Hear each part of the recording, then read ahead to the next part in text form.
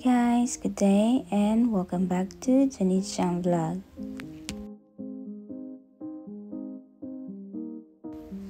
Gusto ko sana maglaba kaso umulan kagabi at makulimlim ang panahon ngayong araw.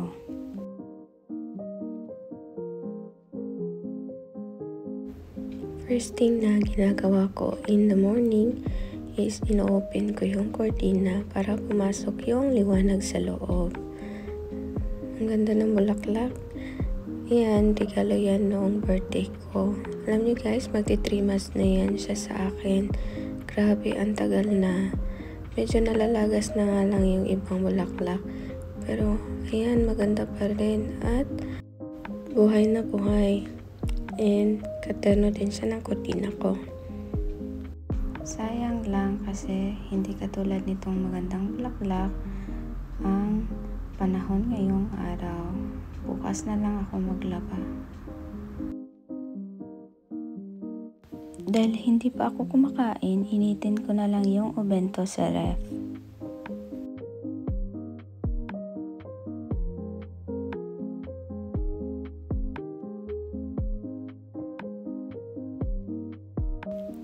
Hindi muna ako magkakape ngayon.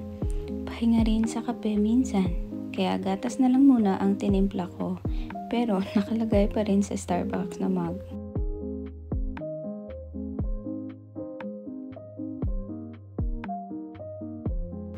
Itadakimasu.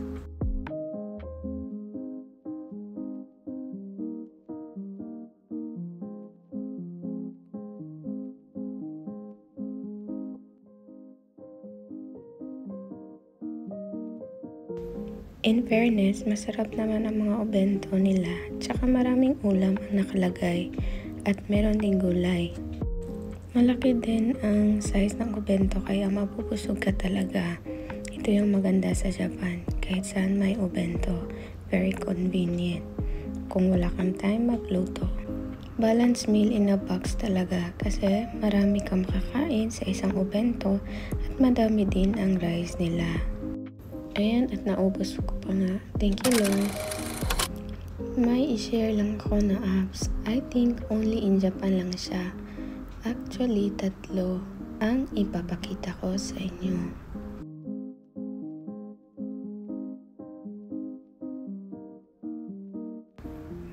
Itong One Apps,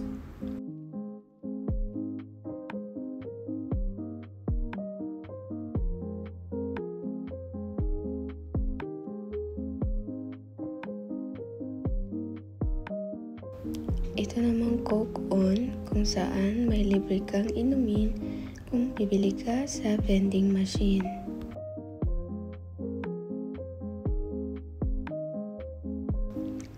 Meron din sa Line.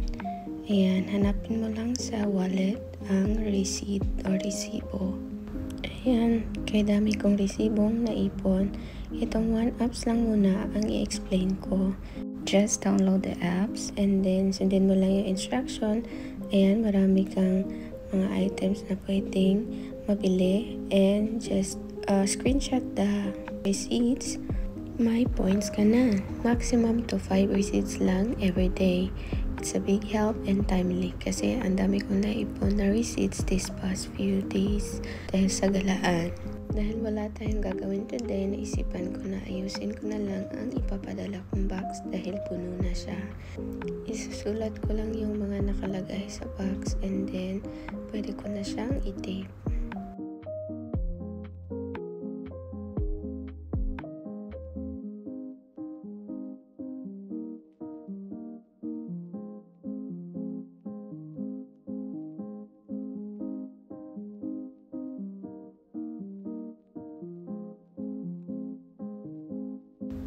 Kinuha ko na yung tape na nabili ko. Actually, mura lang siya kasi marami din akong gagamitin. At ito nga, may binili akong coffee and tinape ko lang yung cup niya kasi glass siya. Baka kasi mabasag or mabukas. Ito yung mga ginagawa ko minsan pag may pinadala akong mga babasagin like mga alak or ano pa.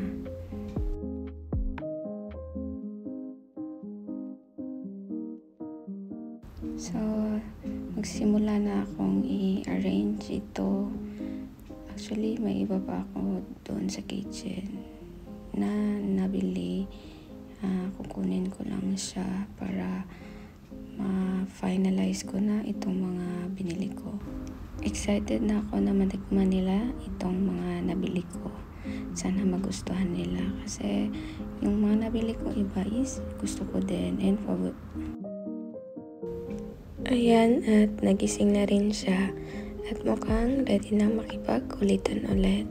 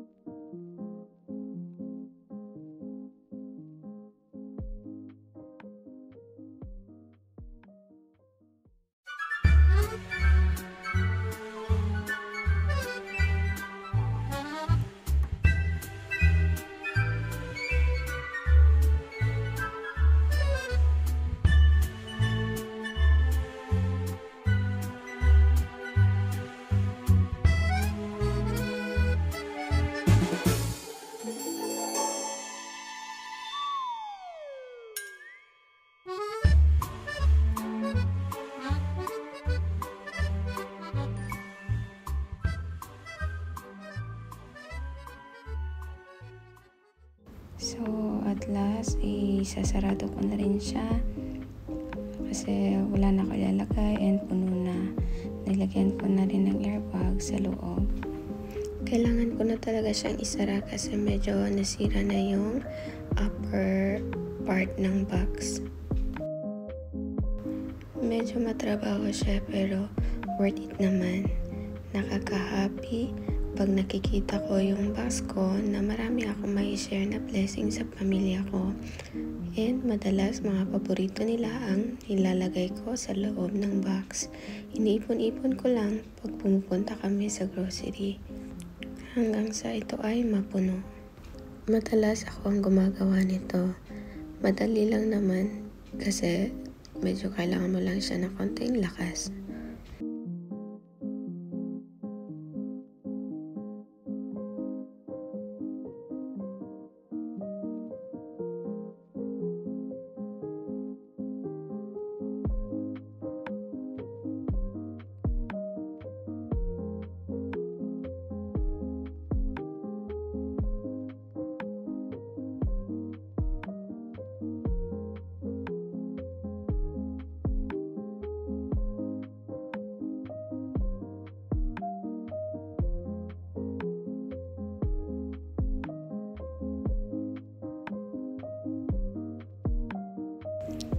Sabi niya dito sa akin, bubble fight to kami, wala namang bubbles kaya ito na lang mga airbags ang pinaglalaroan namin at sobrang tuwang-tuwa niya.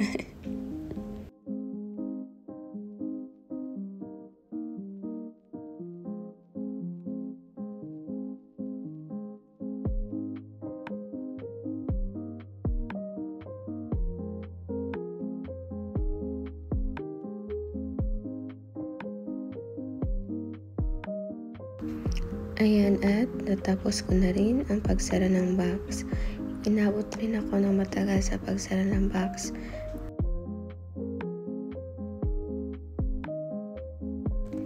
Medyo nauhaw na rin ako kaya iinom muna kami ng juice na favorite niya.